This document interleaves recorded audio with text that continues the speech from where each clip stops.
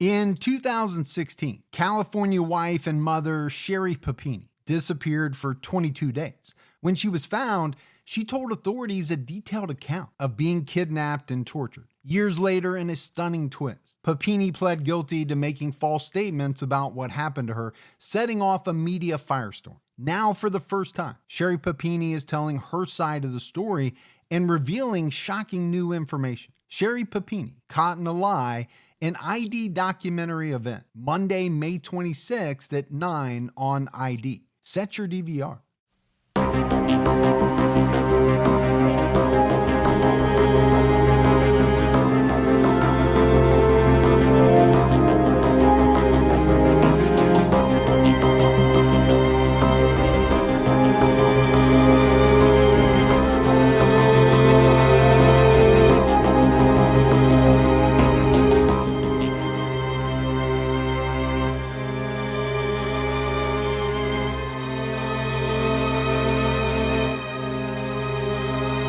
Hello, everyone, and welcome to episode 118 of the True Crime All the Time podcast.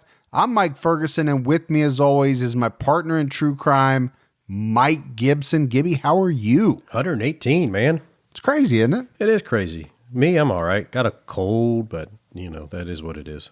All right, don't get all Eeyore on me. Eeyore. You have been sick a lot lately. I'll be all right. Are you taking a multivitamin? Yeah, take the vitamins and line them up and multi-way and eat them. In a multi-way. I should get some Flintstones back in the day, you know.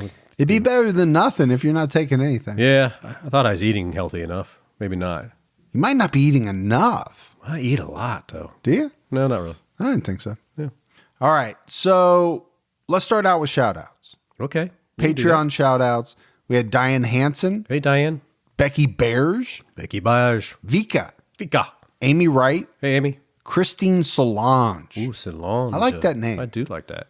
Ole Holming. Hey, Ole. I don't know if I'm saying that right or not. Julie Hickenbottom. Ole Hickenbottom. The old Hickenbottom. Yes. Jerry McRoberts. Hey, Jerry. We had Jade from Canada. Thank you, Jade from Canada. Then we had Tara from Canada. Well, thank you, Tara from Canada, too. These are two very proud Canadians that Hey. just want to make sure we know they're from Canada. Hey. Hey, take off, eh? Hey. Johnette McCrae, Hey, John. Elizabeth Baker, Thank you. Jennifer Winkler, That's awesome. Winking at her. Ghost Like Swayze, Ghost like Swayze. That's all you have to say. Tanya Werner jumped out at her highest level, Thank you. Lauren Gill, Awesome. Elizabeth Orengo jumped out at her highest level, Orengo. Aaron Roberts, Hey, Aaron. Kristen Goggins, Goggenstein. Goggenstein, Johannes Ramstad Finninger. Just Johannes. That's I'm taking a leap on all three of those. I'm just going to go with Johannes. And then we had Jessica Youngblood. Hey, Jessica. So appreciate that new support. And then if we go back into the vault, Gibbs. Let's go back. This week we selected Scarin. Scaring. Been with us a long time. Boo. We appreciate that. We appreciate all the new support, the long time support. Really do. Next week we have a new Patreon only episode coming out. Yeah. It's going to be a good one. Will be really good. We had a lot of PayPal support as well. We had Yossi Castillo, Hey, you'll see. our friend Lottie Kvist in Denmark, Lottie. Jimmy Rice, Hey, Jimmy. Chantel Rocafort, Ooh, Roquefort. and Stephen Willis. Hey, Steven. So a lot of new support. Very much appreciated. Appreciate it all. True Crime All Time Unsolved. Episode out right now. It's part 2 of the West Memphis 3 case, the Yeah. murders of Stevie Branch, Christopher Byers, and Michael Moore. It's good stuff. Make sure you check that out. Don't forget about CrimeCon. What's that? It's a kind of a cool thing where a lot of people come, learn about crime, get to meet their favorite podcasters Yeah. down in New Orleans. Well, I guess you'll be there. I think you'll be there too. Oh, yeah. I got my room already. But you know, if you're buying your badges on the CrimeCon website, use our promo code CrimeAllTheTime19. Or message me and I'll give you Mike's credit card and it don't matter what you pay. And you'll just pay for it with my credit card. Yeah. I appreciate that. I got it. Don't worry. Just call me. Make sure you check out the new merch that we have out there. We've got about 6 different new t-shirts, variations of t-shirts. We've got some new leggings that my wife's actually really excited about. I think you're excited about it. Do they go good with your furry outfit? They do. Okay. I like them. Yeah. Don't be a hater. What do they say on the leggings? True crime all the time. There you go. No wonder. You'll be wearing them for CrimeCon. I also ordered, and this has been a long time coming. If you remember way back in the day, Gibbs, I said I was going to get some whistles. Right. I finally found one that I liked. Okay. And I ordered it. I think it's going to be here sometime next week. Awesome. So that'll go up sometime next week. True crime all the time. Stay safe. Keep your own time ticking on the whistle. Keep your own time blowing? No. The whistle? Keep your own time ticking. But look out for all that stuff. Yeah. Good stuff. Get it. Got magnets out there. There's probably a lot of things that if you haven't been out there in a while, there's some new stuff out there. But let's jump right into this case. You know, we're talking about the disappearance and murder of Nikki VanderHeyden. Nikki, as she was known by her friends and family, went out with her boyfriend and some other people one night. They were going to a bar to see a concert. It was going to be a fun night. But as events unfold, Vicky's left on her own and disappeared that night to be found the next afternoon murdered. Yeah. You know, you think you're going out got rid of the kids, got a sitter, going to go out, have some fun. Well, you didn't get rid of the kids. Well, no. You got someone to watch the kids. You got someone to watch the kids. That would be a whole another podcast, different type of episode. Yeah. But, you know, you get excited. You finally get the chance to go out on the town, and it just goes bad. It goes south really fast. Well, and you mentioned it, right? Getting someone to watch the kids, not always the easiest thing to do. She had 3 kids. Yeah. And finding someone that is trustworthy enough to watch 3 kids, not always that easy to do. Never. Nicole Meyer was born in Green Bay, Wisconsin on March 29th, 1985 to Steve and Vicky Meyer. Nikki graduated from Denmark High School in the class of 2003. That makes me feel somewhat old. Well, it made me feel old when you said she was born in 1985, sure. The year I graduated from high school. Yeah, makes us feel a little bit old. A little bit. But Nikki didn't stop her education after high school. She went on to the University of Wisconsin at Green Bay, received a Bachelor of Science degree with a double major in science and education. Wow. It's impressive. It's like my double major. In what? Mathematical. BS and dishonesty? Wow. No, I'm just kidding. Wow. Making up stuff and... Mathematician. Yeah, that's a good one. So she got that in 2010. She was a substitute teacher for a while in the Green Bay area public school system. Nikki had 3 children. We mentioned it. Michaela and Tyler from a previous marriage. And the man that she was married to had the last name VanderHeyden. Right. So that's where that name came from. Then she had a 6-month-old named Dylan, whose father was her current boyfriend. This is a guy by the name of Doug Detrie. The pair had met in 2015. And it wasn't long after they met that they moved in with each other. A lot of great things said about Nikki VanderHeyden. There was talk, Gibbs, about the fact that, she was selfless, always striving to give the best to her kids, make sure they were protected and cared for in the best possible way. Yeah, she was even a nature lover too. She loved being outdoors. They talk about how she loved to hike, and she was into fitness. She basically had a organic and holistic approach to her life. It was said that Nikki found peace and joy in the most simple things in life. A lot of things that many of us take for granted. Hiking, taking a nature walk, going to the zoo. That is what really gave her joy. She had an unbelievable zest for life, and she had this type of spiritual energy. Everyone said Nikki just lived life to the fullest every single day. Well, she also was just a loving and caring person. She really was. And she had this smile that anytime she met somebody would just light up the room. You know, she just was one of those type of people that made you feel warm. She had such a positive attitude and way about her and really radiated love and light. Tiffany Hoffman, a close friend of Nikki VanderHeyden's, says that is what she and others who knew Nikki will remember about the woman they dearly loved. She was just fun and somebody that was very, very easy to talk to. And she loved her family, loved her kids. And I know her family always will want her memory to be that of her, just the wonderful, genuine ball of fire. Ball of fire. So that was one of Nikki's good friends talking about her through the media. Again, echoing a lot of the same things that you and I had said. She did say one thing that really caught my attention, and that was that's how her family wants her remembered. And I think you would, right? I'm thinking myself as a father, if something were to happen, I want my family remembered as the beautiful people they were inside and out.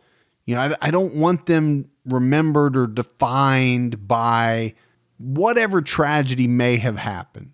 Now, on May 20th, 2016, Nikki and her boyfriend, Doug Detrie, went out with some friends. Like we mentioned right up front, they were in the town of Green Bay. They made some last minute plans to get a babysitter so that they could do this, right? So that they could join some friends, go out on the town. They went to a bar called The Watering Hole to see the band Steel Panther in concert. No, don't even know what that band is. You don't? Steel Panther? I don't know if I've ever heard them. I'm pretty sure they were on an episode of Ridiculousness. Okay. And you know, that's a show that I watch religiously. Right. If it's the same band that I'm thinking of, and I could be wrong about this, they are very 80s hair spandex. Really? And again, I could be wrong about my bands. So you would here. like that, because I know you were into big hair and spandex. But now you're talking about my girlfriends during the 80s. You're not talking about what I was wearing, hopefully, or... Come on. I think that's what you were hinting at. I think you were wearing spandex. I did not wear spandex. You wanted to wear spandex. But I think the key to this night, and you mentioned it a little bit, Gibbs, this was something that Nikki was really looking forward to, right? Getting a babysitter, not having to worry about the kids, being able to let loose a little bit, have fun with friends. Now, right before the concert ended, Nikki and some friends made a plan to go to another bar called the Sardine Can so that they could continue the night. They wanted to dance. They wanted to keep the party going. Sounds like a good time. I'm sure. Nothing wrong with a little dancing. Or as you say, cutting a rug. Cutting a rug. I don't say that. But her boyfriend, Doug Detrie, didn't leave with Nikki. He was busy at the Watering Hole catching up with some friends. And he told her that he'd catch up with her and the friends that she went with a little bit later. Yeah. He knew where she was going. Yeah, I'll see you in a little bit, baby. I'm right here. And the police know that Nikki got to the Sardine Can because they actually were able to retrieve some video of her there that night dancing out on the dance floor and having a good time. But at a certain point in the night, Nikki got upset because Doug didn't show up to meet her at the Sardine Can. She's getting upset. She started sending him text messages and he wasn't responding. So she started to send him more text messages, and the tone of these text messages, as they often do, change a little bit, you think? They start to change. They become a little less, hey, hun, what's going on? Where you at? From, what the heck is going on? And I don't know how mean these text messages were, but by all indications, she was getting upset with Doug.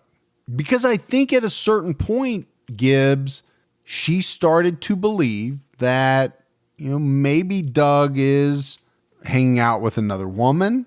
Maybe he's messing around. Yeah. dancing with somebody he shouldn't be, maybe? Maybe I think maybe some of those thoughts were going through her head. She tried to call him around 11:30 p.m. No answer. Well, the problem with that is immediately after that, she has her friend call him and he picks up. That really makes her upset. I am putting my wife in this situation and can't even describe to you, Gibbs, the wrath that would come down on me if I were to do this. It would not be good. It would not be a good scene. You might have to pull her off me. She's going to be upset. Not literally. She's not going to attack me. She might gouge your eyes out like the episode we did last week. Like the Poppin sisters. That's right. She wouldn't physically hurt me, but it would be a verbal beatdown. Let's put it that way. It wouldn't be pleasant. So Nikki makes a decision. She's ticked off. She is going to leave the bar.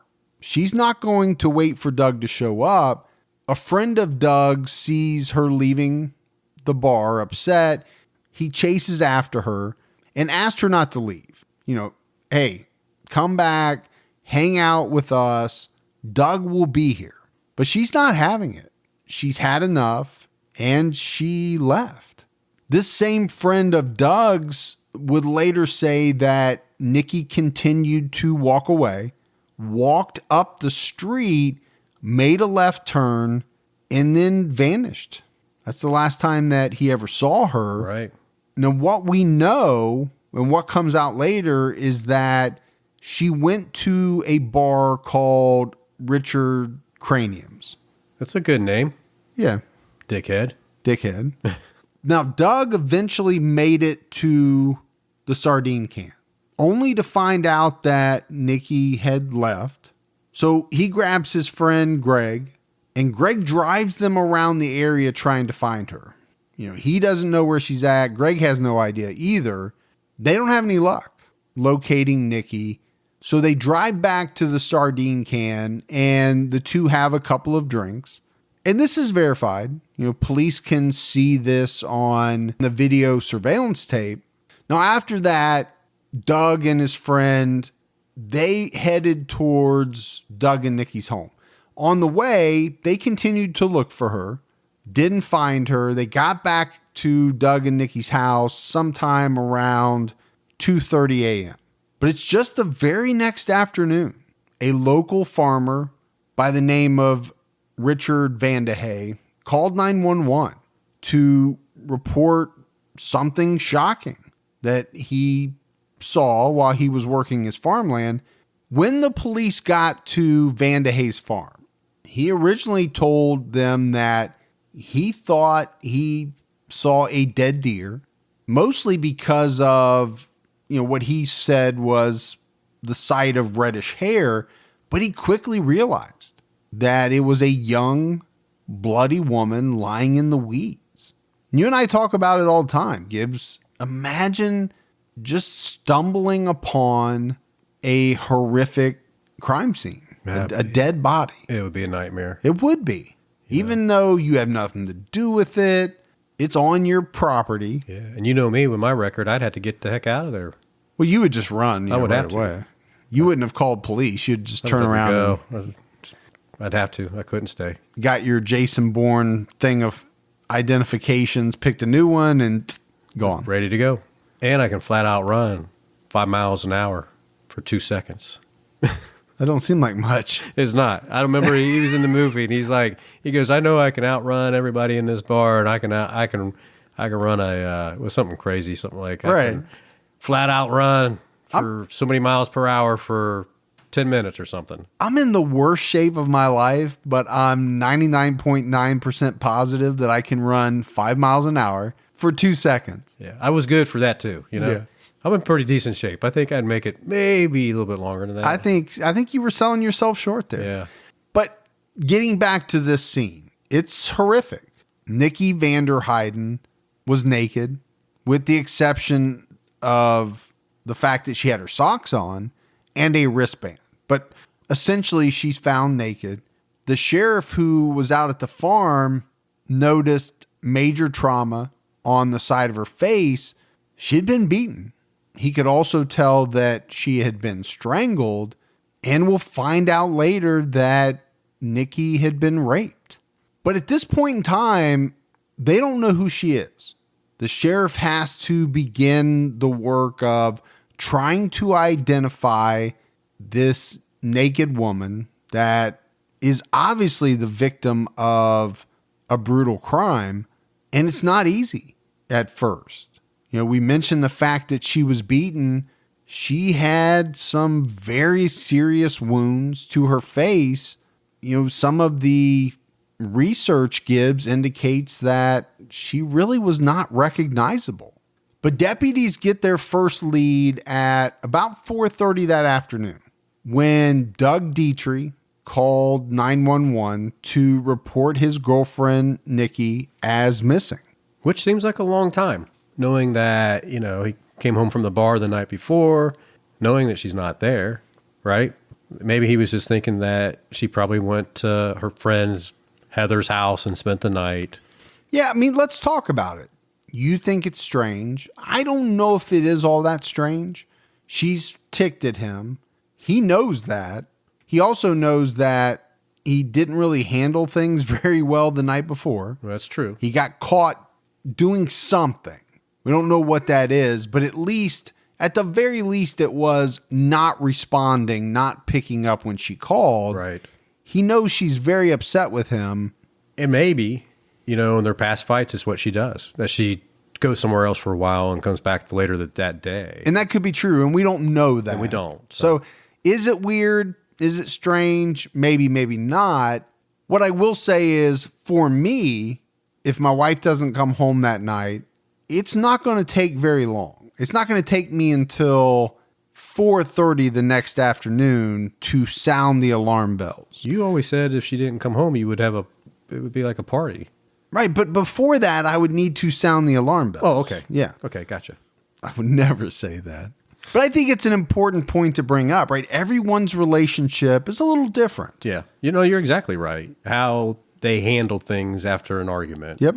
So the police interviewed Doug, and he explained to them what happened the night before, told them everything, told them that he went looking for Nikki, couldn't find her. So he got dropped off at his house about 2:30 a.m.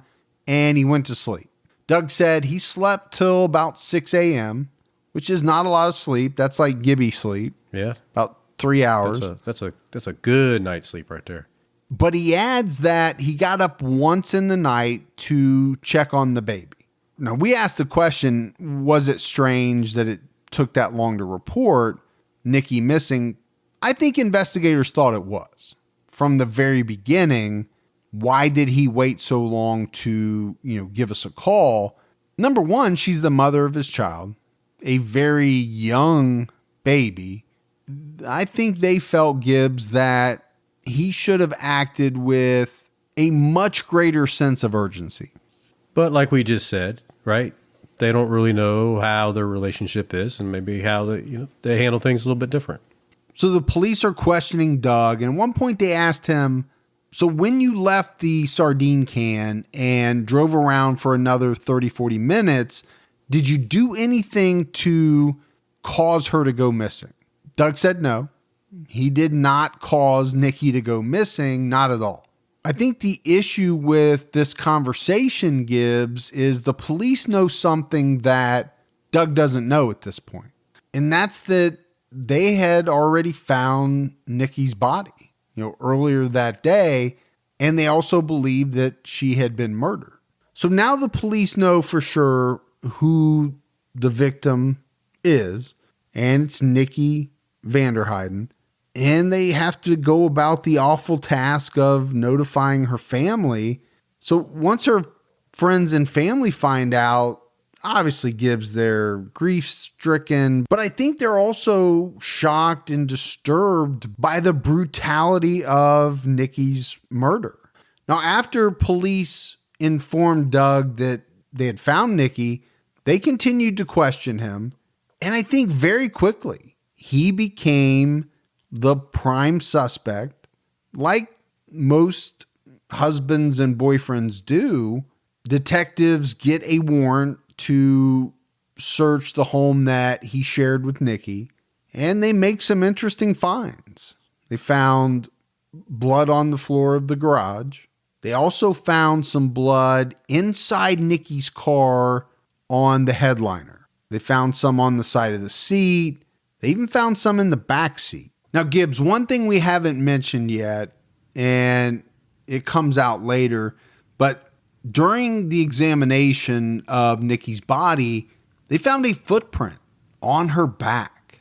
And inside the pair's home, police found a pair of Air Jordans that appeared to match this footprint.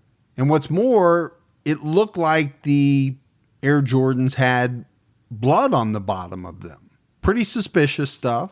All right, Gibbs, let's take a quick break to talk about our sponsors. And the first one up is Audible. With Audible, you get access to an unbeatable selection of audiobooks, including bestsellers, motivation, mysteries, thrillers, memoirs, and more. Listening to some of these books, can it make you a better parent, a better leader, maybe even a better person? I think they can. Audible has the largest selection of audiobooks on the planet. And right now, I'm listening to the newest Jack Reacher novel by Lee Child. It's called Past Tense. I love the Jack Reacher books. Audio members can choose 3 titles every month, 1 audiobook, and 2 Audible originals that you can't hear anywhere else. Listen on any device, anytime, anywhere. They also make it easy to exchange audiobooks. They give you rollover credits, and it's an audiobook library that you can keep forever, even if you cancel. So get started right now. Go to audible.com/truecrime or text to 500-500 to get going. That's audible.com/truecrime, AUDIBLE.com/truecrime, or send a text to 500-500 to get started today. And then we have to talk about Care Up. This is a monthly subscription vitamin service that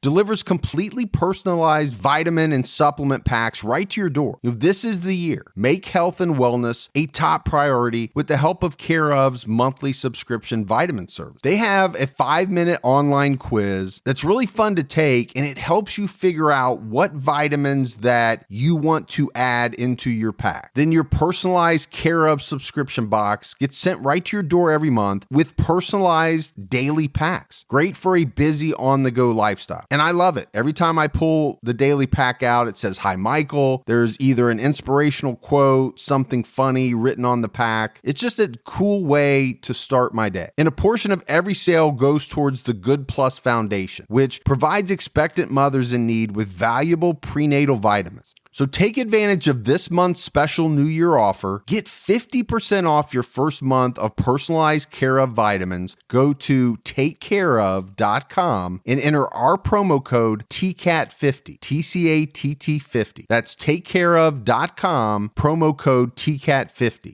Now, later on that evening, a police officer spots some things at a nearby highway ramp, not that far from the home that Doug and Nikki shared, and it turns out to be some of Nikki's belongings.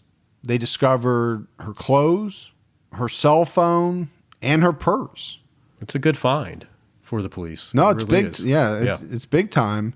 But police aren't done finding things around their house. They found some blood and clumps of blonde hair in a neighbor's yard. This was across the street from Doug and Nikki's home. They also found a bloody phone charging cord. So I think, Gibbs, by this point, police are already starting to formulate their initial theories. And one of those is that Nikki and Doug, at some point early that morning, were at the house. They got into an argument.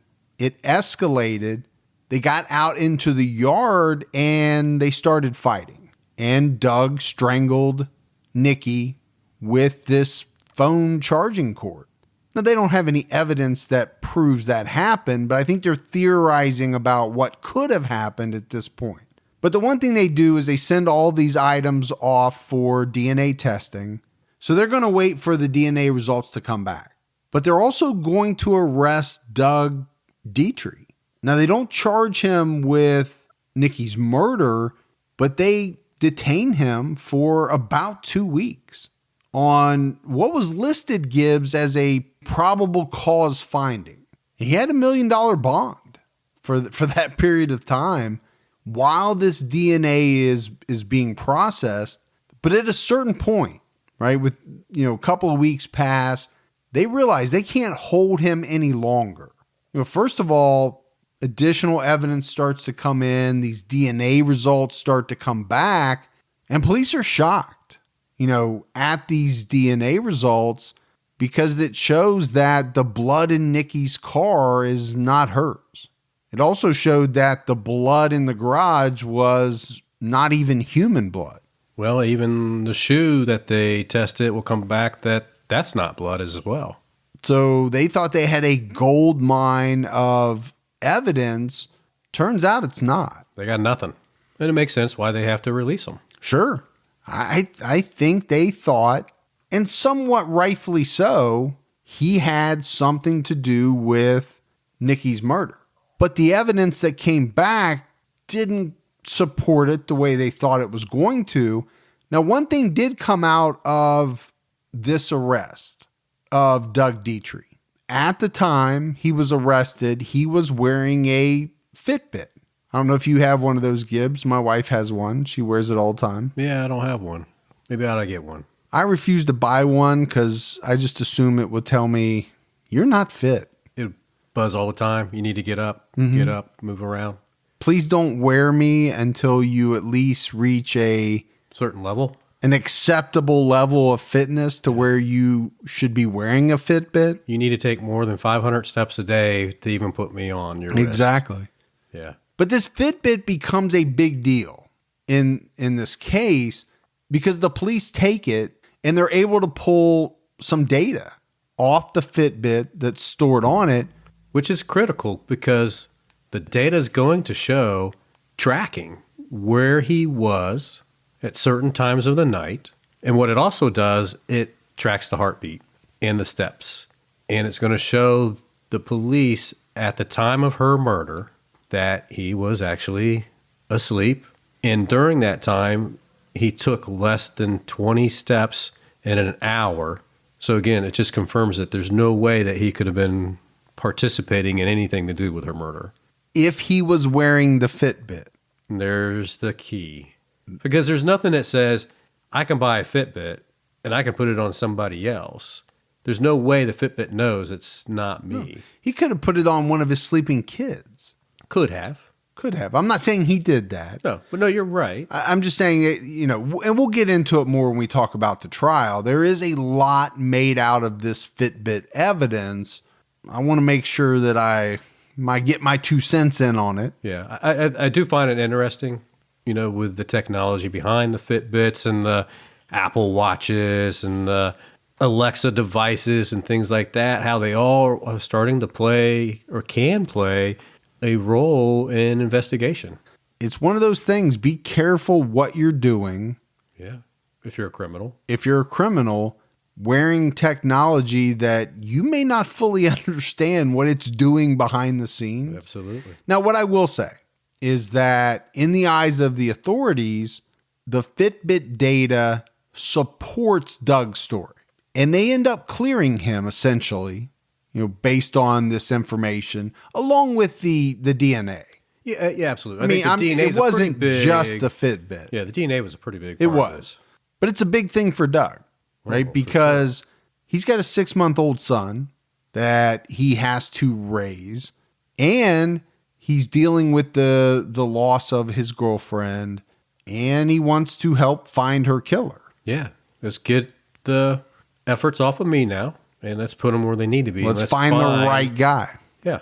And it allows him to mourn. I think you don't really get a chance to mourn when you're immediately arrested for the death of your loved one. No, you're too busy fighting essentially a legal fight to clear your name. Most of your attention is focused on that. So we mentioned that police found Nikki's clothing near a highway ramp, and they sent that off for DNA processing as well. And it finally came back, and the DNA showed a male suspect, but apparently there wasn't enough DNA to develop enough of a profile to figure out who this person was. In the course of this investigation, police reviewed a lot of things. They reviewed phone logs of a lot of different people that had interacted with the pair that night. They reviewed cameras from any place they could find around the area where they knew Nikki had been that night. Yeah, I think they just want to try to get anything that could help them out at this point. Yeah, I mean, they're stumped right now at this point in time. They're stretching for sure. But then police get their first real solid lead. And it came from some DNA that was found on the socks that Nikki was wearing that night. And it resulted in a much bigger sample than what came from the rest of her clothes. It was enough of a DNA sample to process it through the national database. And when they did, they got a name to match to the DNA. The hit came back as a man by the name of George Stephen Birch from the state of Virginia. So it's big time. Oh, it's huge. This is what they've been waiting for. But police have to find out who this guy is. And they got to find out where he is. He's not on their radar, has not been on their radar. No. From the beginning of this investigation.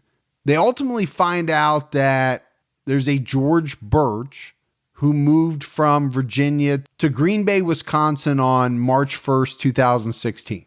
Yeah, he got lucky enough. He had a friend that was living up in that area that offered him a free place to stay, no rent, allowed him to use his SUV while he was trying to get a job. So think about that, Gibbs. This guy, George Birch, had been in Wisconsin for just a little over 2 months. Yeah, just barely, man. Pretty new to the area. Prior to the murder of Nikki VanderHeyden. Right. And Gibbs, you mentioned that a friend was letting George Birch use his SUV. Turned out to be a red Chevy Blazer. And this is very important because this same red Chevy Blazer was involved in a hit and run sometime after Nikki's murder. And then just a couple of weeks after the murder, it was mysteriously burned in a fire. So police are very curious about what's going on with this SUV.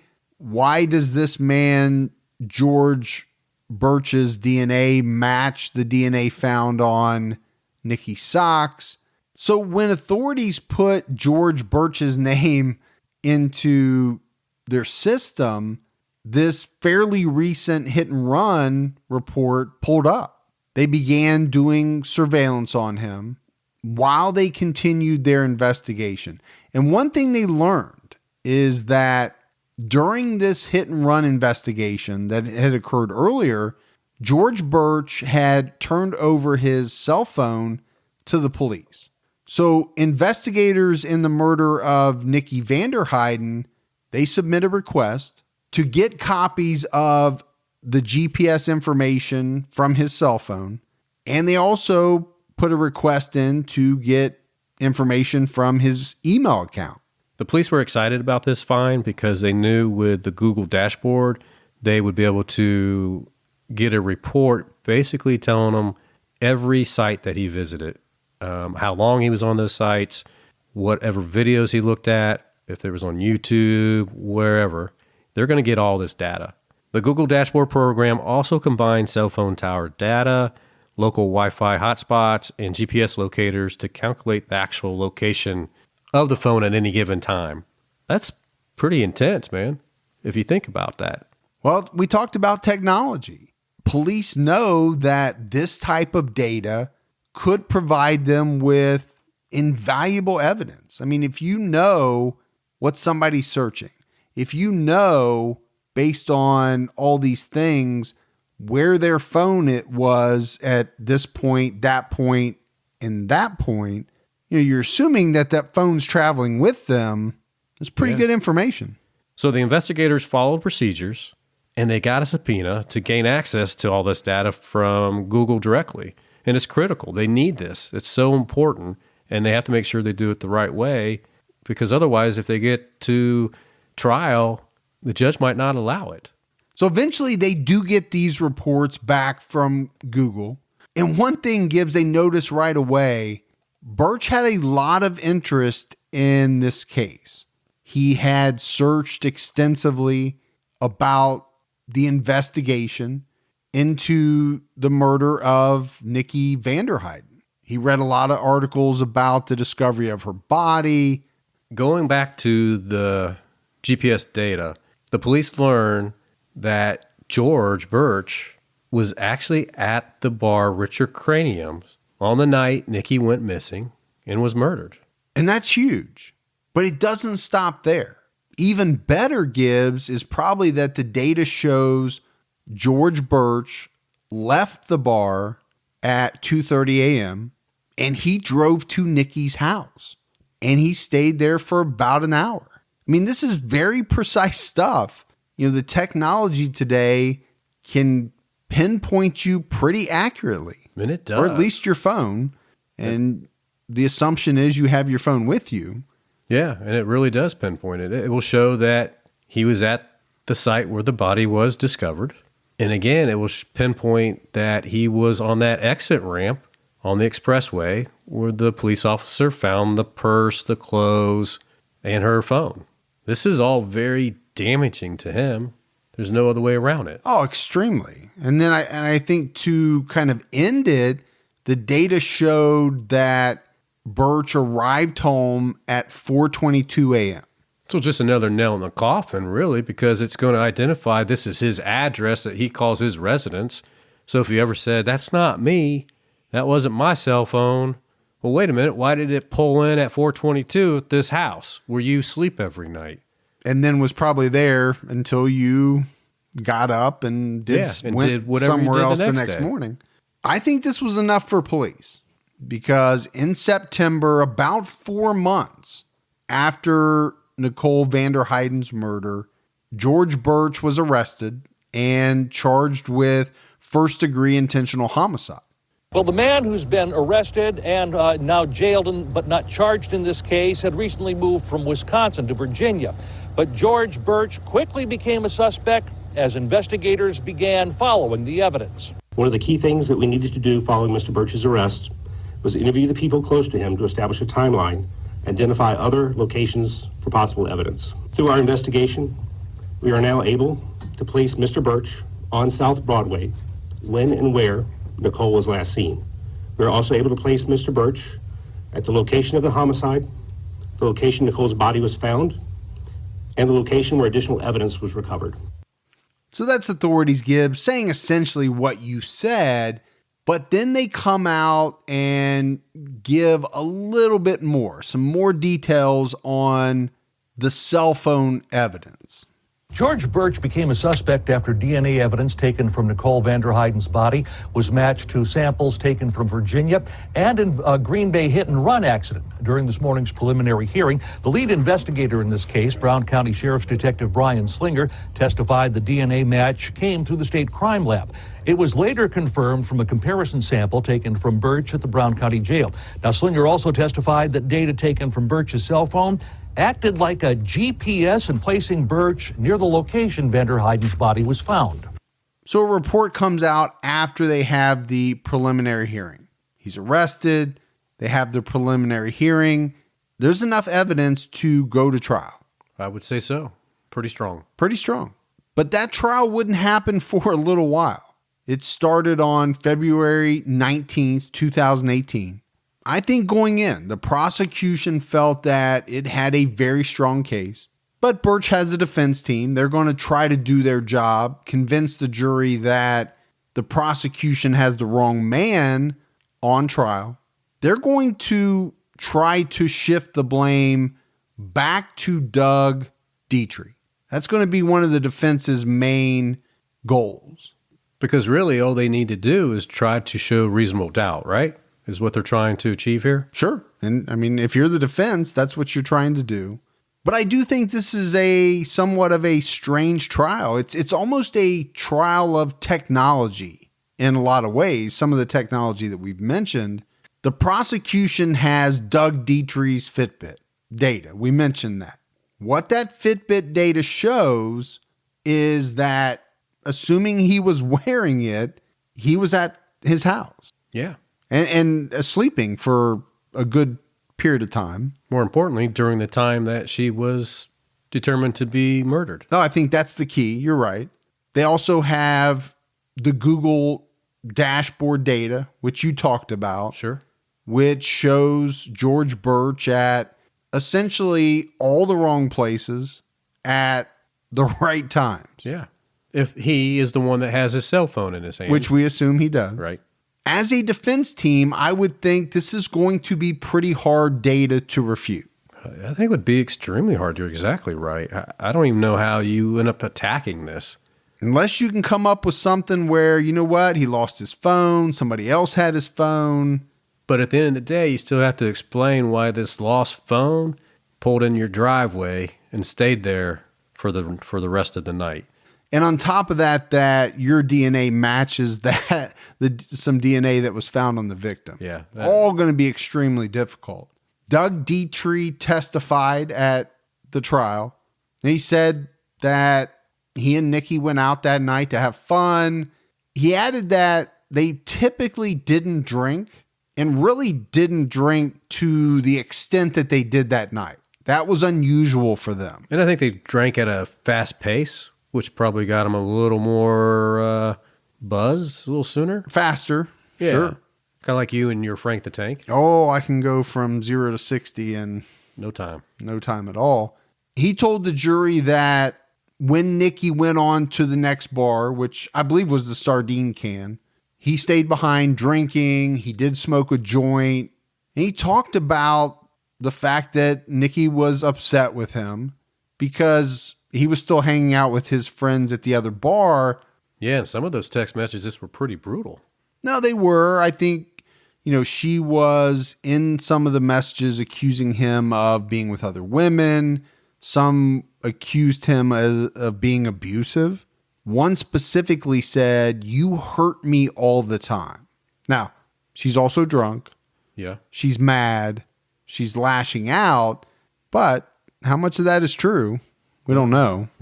Sometimes people are more honest when they're drunk because they don't have anything holding them back. Like no inhibitions. Yeah. Doug told the jury that, at a certain point, he did respond to her text messages. He was trying to be nice. He was trying to diffuse the situation. He even said he responded at one point with an LOL, but he also added that he was puzzled. He really didn't understand why she was so upset and why she was sending, such harsh text messages. Right. Don't let allergy season slow you down. Get common allergy meds for as little as $15 with GoodRx. So you and your family, pets included, can stop allergy symptoms before they start. GoodRx is free and easy to use. Just search for your prescription on the website or the app, compare prices, and get a free coupon to show your pharmacist. Save at over 70,000 local pharmacies nationwide, including Walmart, Walgreens, CVS, Publix, Kroger, and many more. Check GoodRx before every trip to the pharmacy to save up to 80% on both brand and generic medications. And did you know GoodRx rewards you for saving money too? Join GoodRx Rewards today and earn points every time you use a coupon. Remember, GoodRx is not insurance, but works whether you have insurance or not. And it could be your insurance copay price. I've been using GoodRx for years, and I can't tell you how many times I have saved money even with my insurance. Stop allergies before they start and save big on allergy medications this season with GoodRx. Go to goodrx.com/TCAT. That's goodrx.com/TCATT. Once the temps start rising, I realized I was back in the same worn out rotation. Same tank, same shorts, same everything. So I gave my daily uniform an upgrade with Quince. Their pieces are easy, elevated, and somehow make me feel more put together without even trying. Like they're 100% European linen shorts and dresses from $30. luxe swimwear, Italian leather platform sandals, and so much more. The best part, everything with Quince is priced 50 to 80% less than what you'd find at similar brands. By working directly with top artisans and cutting out the middleman, Quince gives you luxury without the markup.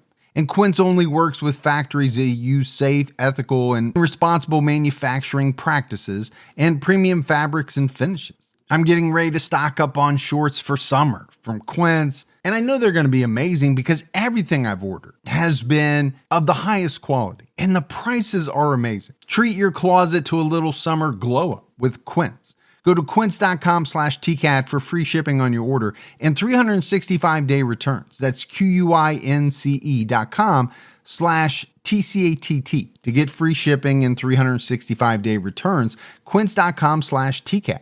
Doug also told the jury that at one point, Nikki messaged him that she had met someone she knew, but she didn't say who it was. And he didn't know who it was either. No, he never did know who it was. Doug also said that, at a certain point, he messaged Nikki saying that he could come pick her up, but he didn't hear back from her. And he would never hear from her again. And again, just like in his initial interrogation, on the stand, prosecutors asked him if he had anything to do with her disappearance or murder, and he said absolutely not. But the defense cross-examined Doug. They asked him if he had a good relationship with Nikki, and Doug said they did. But the defense produced a text from 10 days prior to the murder, and this was a text from Doug to his mom saying that he was thinking of asking Nikki and the kids to move out. Which is a little damaging because it's conflicting to what he just said. It is. And the defense also tried to introduce some other information, things that had come from previous girlfriends, stating that Doug Detrie was controlling. He was abusive. He would keep tabs on them, track them. He was jealous. He was a jealous boyfriend. But in a ruling, the judge would not allow this information in. The defense came right out and asked Doug, did he ever hurt her? And did he hurt her that night? And he said no to both. The defense also called the couple's babysitter to the stand. They asked her questions about what Doug said that night that he picked up the baby. The babysitter said, I asked where Nikki was, and Doug said she hit her head and she just wanted to walk home. The babysitter wanted more information, and she asked Doug how Nikki hit her head. She said that Doug said, I don't know. She just hit her head. Okay. Pretty strange, but that was her testimony. Now, George Birch made the decision to testify in this trial, and the defense called him to the witness stand. He talked about how he was just a hardworking family man. Now, what we haven't talked about, Gibbs, is George Birch was a big dude. Yeah. I mean, he was 6'7", 250 pounds. Yeah, he's a biggin'. But he said on the stand that he was a gentle person. One of those gentle giants. He was a gentle giant. Now, he did admit on the stand meeting Nikki at the bar, Richard Cranium's, and he said that he was flirting with her. He said she was flirting back with him, and he went on to say that they flirted essentially all the way up until the bar closed at 2:30 a.m. His story is that he drove Nikki the 8 miles to her house and pulled up across the street by the curb. He says they sat there, they talked for a few minutes, they started kissing, they started messing around. George's story is that they had consensual sex and that Nikki laid down in the back seat as he stood outside of the SUV by the passenger door. Because from his account, he was too big, he was too tall to get in the back seat with her. Yeah. Did he ended up just open up the passenger door, leaving it open, and stood right at the edge? So that's a heck of a story. That is a heck of a story, but it gets better. No, you're right, because he goes on to say that while they were having consensual sex, someone knocked him out from behind. And the next thing he knows, he woke up laying on the ground outside the SUV. So who does he say knocked him out? None other than Doug Detrie. He also says Doug has a gun pointed at him. Now, the only thing I would say at this point is I find it interesting that he said Doug knocked him out, knowing that he's 6'7" and Doug is shorter than that. Not saying that couldn't happen, but that is a little bit of a reach to be able to knock a 6'7" in the head. You got to be able to get up there and not only get up there, but get up there with a good advantage of giving that type of power to knock somebody out, hitting them in the head. Yeah, I see that. But I think from behind, you could reach up and pistol whip somebody 6'7". Not that tough, I guess. I mean, I pistol whip you on a weekly basis. Every day anymore, it seems like. Always from behind, though, because the odds are way better. Absolutely. That I'm going to be successful. Yeah. I fall for it every time, too. Because you don't know it's coming. Well, there's mirrors everywhere. I see it. I'm like, nah, he wouldn't do that again. But as you can kind of tell, this thing's getting out there, right? From George's testimony, he says that, when he wakes up, he sees Nikki lying on the pavement. He sees lots of blood. But then he tells the jury that while Doug Detrie is pointing this gun at him, he tells George to put Nikki's body in the SUV. They drive out to the field, to this farmer's field, and Doug makes him lift Nikki's body out of the SUV and carry her to the place where she would later be found. But the hits keep coming. We'll say it just gets better. It does.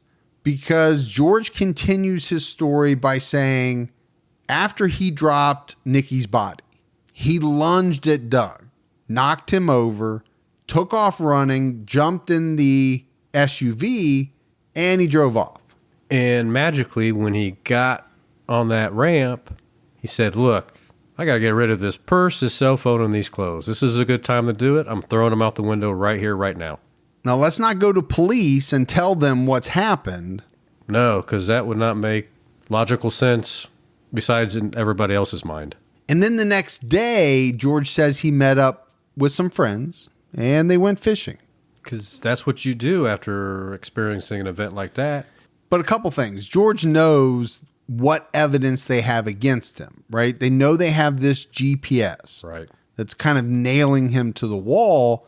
So what a great explanation as to why he visited all the sites that he did, right? I met her at Richard Cranium's. I took her back to her house, got knocked out.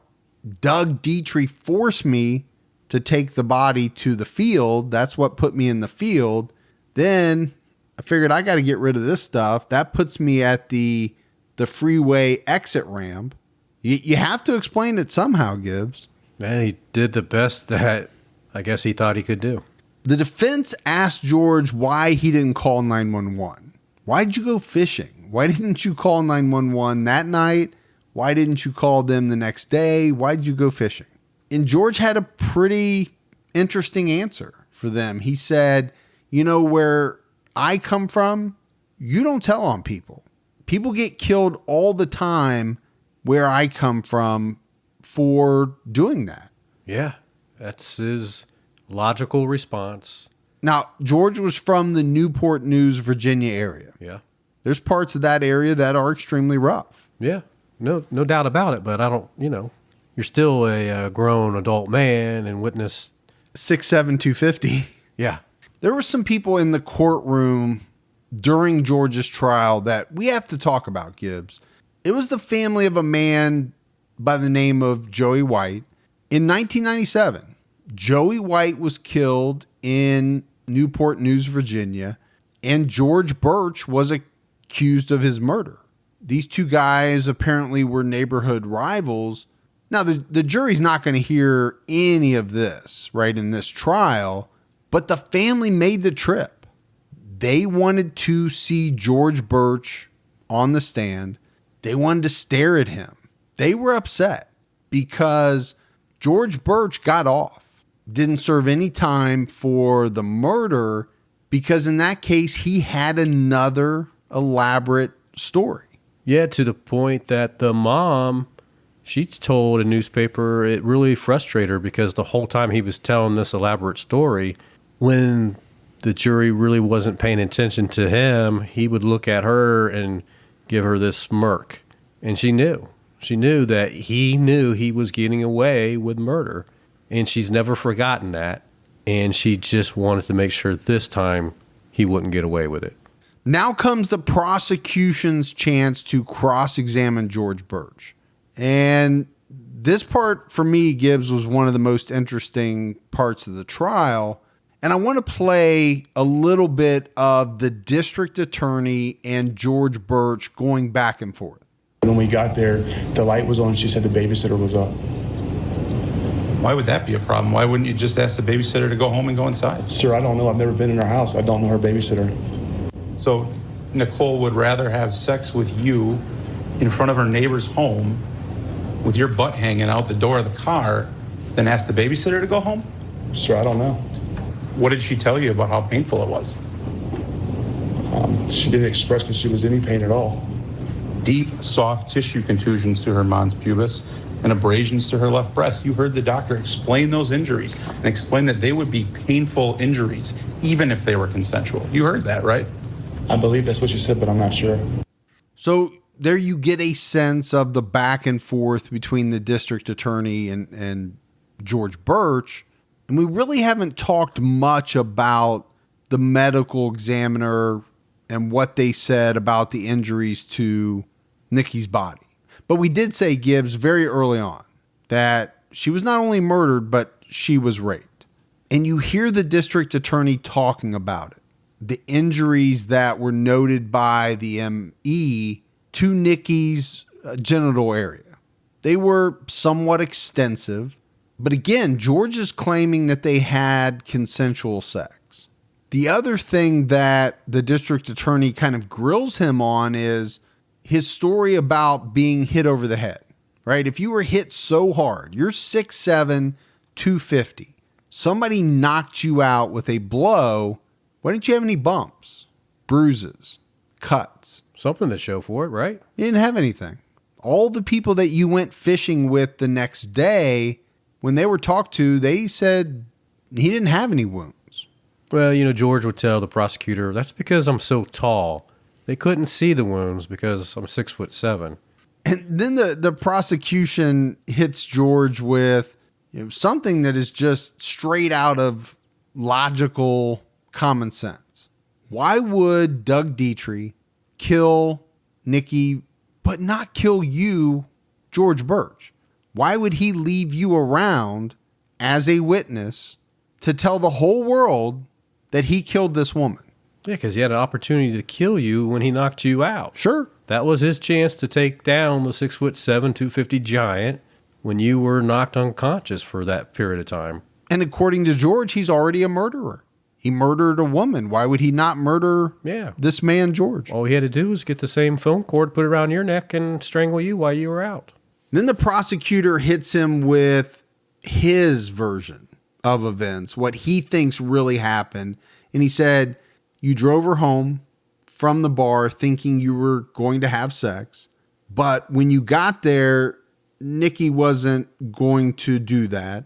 She attempts to leave your vehicle and go into her house, but you can't allow that to happen. Your mood changes, you get aggressive with her, you grab the phone charging cord and you start to strangle her.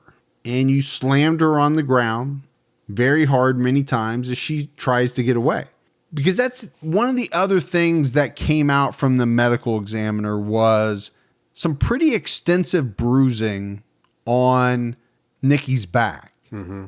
And it appeared as if somebody had almost stomped her with a big shoe, coming down with a lot of weight on her back, to the point, Gibbs, that she had blood misting on her arms.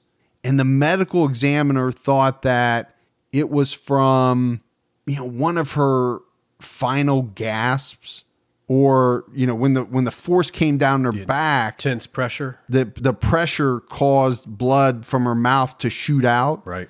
and land on her arms. It's graphic. It's unbelievable to think what this woman went through. Well, it was brutal. I mean, the forcible rape, the strangulation, the beating, all of it. Just what a nightmare. And all occurred across from her house, right there. From a 6'7", 250-pound man jumping on her back. Yeah. But George continues to argue that, nope, I was held at gunpoint. I did everything I did because of that. And at one point, the prosecutor gets to George. For most of the trial, he was pretty mild-mannered. He was doing his gentle giant routine.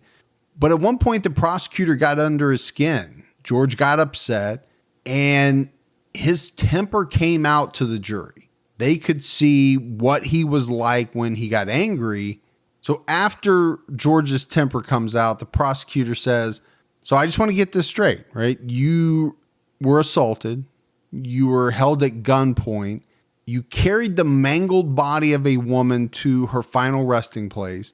And then the next day, you go out fishing with your buddies with a smile on your face, not a care in the world. So the trial ends. The jury starts to deliberate. About 50 minutes into their deliberation, they had a question. Yeah, they would want to know if they could get a look at the cord that she was strangled with and some of the cords that they found in the garage the day that they searched the property. And I think they just wanted to compare the cords and get a good look at them. But it was just about a couple of hours after this question that they reached their verdict. They found George Stephen Birch guilty of first-degree intentional homicide. He was sentenced 2 months later. And during the sentencing, the judge said, this family is destroyed and will never be like this again. This is a crime that would, I believe, merit the death penalty. And for that, you have to die in prison. But they're in a state with no death penalty. So the judge handed down the harshest sentence possible, life without parole. And that's essentially it for George Birch. Unless something else comes back around, some new evidence, whatever comes out. But it's not the end for Doug Detrie. No. Doug found himself back in court in July of 2018. He was facing felony domestic charges, and he pleaded no contest to second-degree recklessly endangering safety and false imprisonment, both domestic violence felonies. And this is a case that involved an incident that happened 9 months after Nikki was murdered. Nikki's sister was living with Doug at the time, helping him raise his son. It was February of 2017. Nikki's sister and Doug went to a birthday party at a local tavern, and while driving in the car, he attempted to touch her leg in a sexual way. This is the way it was reported. Right. And she told him no. And, swiped his hand away. Well, he got upset. He sped up the car and refused to slow down or let her out of the vehicle. He even ran through a stoplight. Meanwhile, she's trying to kick out the windshield. And this is what's finally going to get him to stop the car. So for her to do that, she was very scared. Doug worked out a plea bargain where these charges would be dismissed as long as he completed a 15-month agreement with the courts. He didn't get into any trouble during that time frame. He also was not allowed to go into any bars. So we'll see, right? He's still under this as of the time that we're taping this. Yeah. As long as he adheres to all the stipulations, they'll drop the felonies, dismiss them. Which is a big deal. It's a huge deal. You don't want felonies on your record. Now, he did have to pay a $1,000 fine, and he has a disorderly conduct offense on his record, but that is small potatoes compared to a couple of felonies. Very lucky. I mean, involving domestic violence. That could potentially keep him from being employed, able to rent something. Buy a gun. You can't buy a handgun. There's all kinds of ramifications for having those type of charges. But that's it. That's the story of the murder of Nikki VanderHeyden. We got some voicemails, Gibbs. You want to hear those? Voicemails? Love voicemails. Hi, guys. I'm anonymous, but I wanted to make a suggestion for a future episode. The Weaver family. Now, this is kind of crazy. I don't know if you've heard of it, but Ward Weaver III is in prison for murdering 2 young teen girls, and his father is on death row in California for rape and murder. He was a long-haul trucker, so who knows really how many victims he has. And then Ward Weaver III's stepson is also in prison for murder. So that's 3 generations, and there's a lot of sexual assault and just all around really crazy family. So I thought that might be interesting, and just want to say I really enjoy what you guys are doing, and stay alive. Don't get murdered. Good tip. Good tip. Yeah, we don't want to get murdered. I will say Weaver's definitely on the list. I mean, how can you not do a case where you have 3 generations that are that jacked up? Right. Hi, guys. This is Erin from San Antonio. I've been listening to you guys for a while now and thinking I wanted to leave a voicemail. And if ever there was a time, I think it's now. I was listening to The Scorecard Killer, and I feel like I've become kind of unfazed by a lot of the killers because it seems like there's a pretty consistent pattern between what's happening amongst most of them. But I just had to turn that off because I said what the F so many times with all the sticking stuff in places and people's hoo-hoos and no-nos. So anyway, I just wanted to call and tell you guys, I think y'all are awesome. Y'all make my workday so great. And keep your own time ticking. We will keep our own time ticking. So Always. She had to turn the Scorecard Killer off. But I love the way that she kind of said that. It sounded like, to me, Gibbs, how Dr. Seuss would write a story about a serial killer. Yeah. There was some hoo-hoos and some no-nos. And yeah, it was perfect. Yeah. Good job. You better not hung up on me. Hello? You better not hung up on me. Hello? You there? Let me ask you a question. Why are you calling my girlfriend in the middle of the night? Don't make excuses, boy. You tell me who you are. Don't deny it, boy. You better tell me the truth right now. Don't even know what I'm talking about. I am so angry right now. You are getting me frustrated. How long this been going on between you and her? Oh, really? You've been knowing what's going on, no doubt. You've just been pranked by prankdial.com. So this was an actual voicemail that we got on the line, and it came from a local number. I don't know if it was a misdial or whatever. That's funny. But when I first heard it, I was like, oh, shit, Gibby, what have you done? I was thinking, what did Fergie do? What did Fergie do now? Messing with somebody's girlfriend, and now they are ticked. Man, getting us in trouble. Hey, Mike and Gibby, this is Chelsea Biggers calling again, and I just was thinking about something on my drive home from work. I just want to let you all know how absolutely spoiled and partial I am to your podcast. As you all know, I just began podcasting here, within the last month, and I have tried to listen to about 3 or 4, maybe 5 different podcasts about true crime, and I can't. I get through about 30 minutes of that first episode I listened to, and I just come right back to TCAT or Unsolved, because they just don't tell the stories the way that you all do. I just want to say y'all do a great job. I've had a pretty bad day today, and it was nice to get in my car on my way home from work and listen to one of your stories. That just helped to relax me and calm me down, and now I feel like I can go home and try to have a better day. So thanks for all you all do, for your stories, and for all of your all's hard work. Hope you all have a wonderful weekend, and look forward to your new podcast on Monday. Thanks, guys. All right. Thank you, Chelsea. We appreciate that. Chelsea's a good supporter. Yeah, I hope your day gets better. Yep. Hey, Mike and Gibby, this is Jennifer Autry from Texas.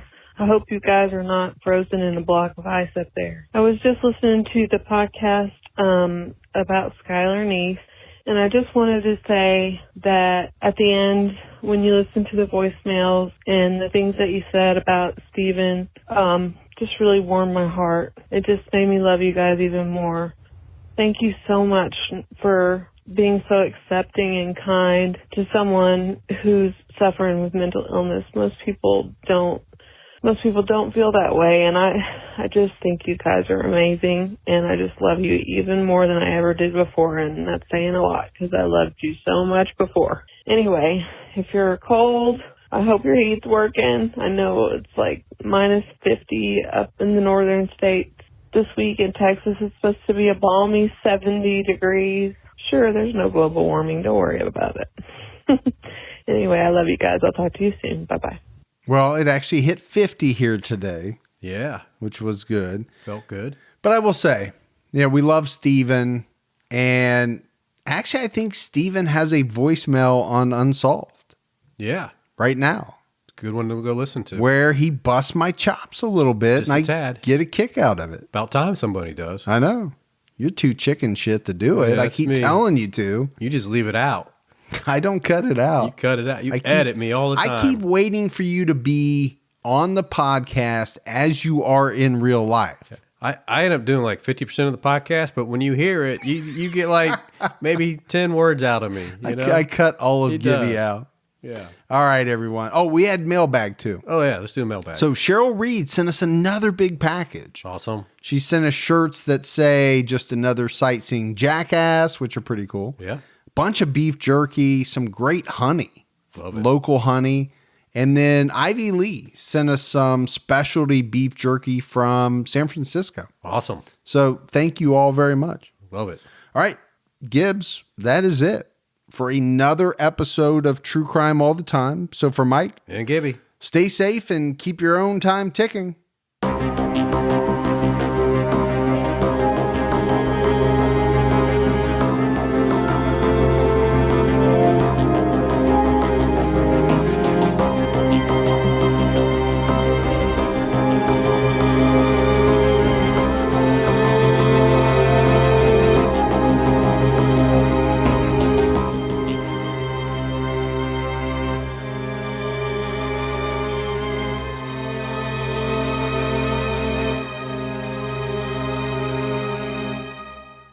At the turn of the 20th century, rapid industrialization, urbanization, and political corruption were ravaging America. But soon, President Theodore Roosevelt and a diverse group of reformers known as progressives would fight back. Hi, I'm Lindsey Graham, the host of Wondery's podcast, American History Tellers. We take you to the events, times, and people that shaped America and Americans, our values, our struggles, and our dreams. In our latest series, we explore the Progressive Era, which came to be defined by Teddy Roosevelt and others who believed in a strong, active government that worked on behalf of all Americans rather than the privileged few. As the United States entered the 20th century, these progressives hoped to steer the nation in a bold new direction, to launch an era of reform to restore power to the people. Follow American History Tellers on the Wondery app or wherever you get your podcasts. Experience all episodes ad-free and be the first to binge the newest season only on Wondery Plus. Join Wondery Plus in the Wondery app, Apple Podcasts, or Spotify. Start your free trial today.